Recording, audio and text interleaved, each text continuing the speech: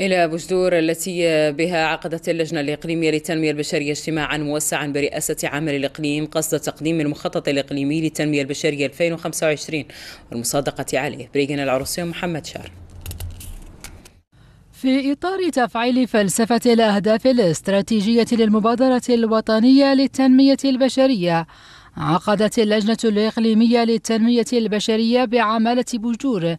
اجتماعا تبع للاجتماعات الدورية التي يعقدها للدراسة والمصادقة على المشاريع المدرجة ضمن مخطط عمل المبادرة الوطنية للتنمية البشرية برسم سنة 2025، حيث نهز عدد المشاريع المصادق عليها 47 مشروعا بغلاف مالي يقدر ب15 مليون درهم. وهمت مجالات التدخل ب4 برامج رئيسية تهدف إلى تعزيز التنمية المستدامة وتحسين ظروف عيش الساكنة، بما في ذلك برنامج تحسين الدخل والإدماج الاقتصادي للشباب،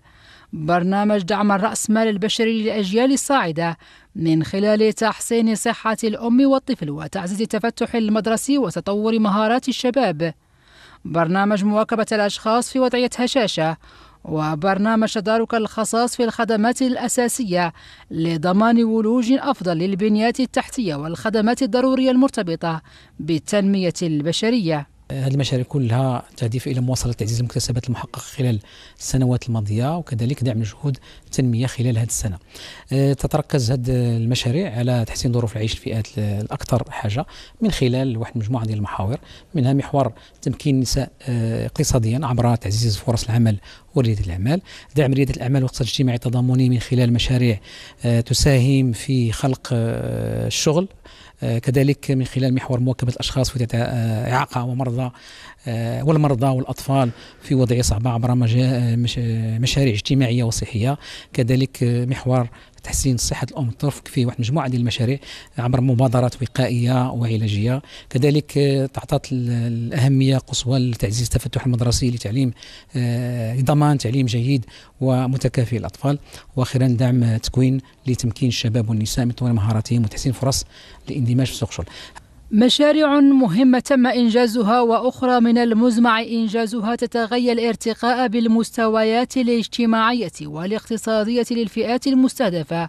وتحقيق تنمية بشرية مستدامة بالإقليم من خلال مشاريع تستجيب لحاجيات الساكنة وخلق فرص عمل جديدة للفئات الهشة والشباب. إذن حضورنا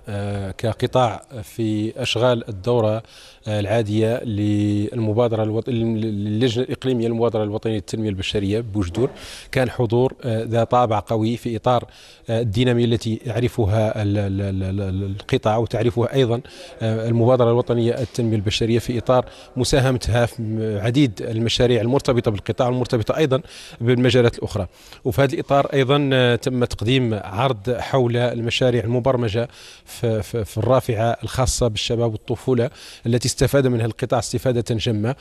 وعلى هامش اللقاء أشرف عامل الإقليم بمعية أعضاء اللجنة الإقليمية للتنمية البشرية على تتويج وتكريم مجموعة من التلاميذ المتفوقين في مختلف المسابقات الإقليمية والوطنية، تشجيعا لتميزهم وتحفيزا لهم على مواصلة مسارهم الدراسي.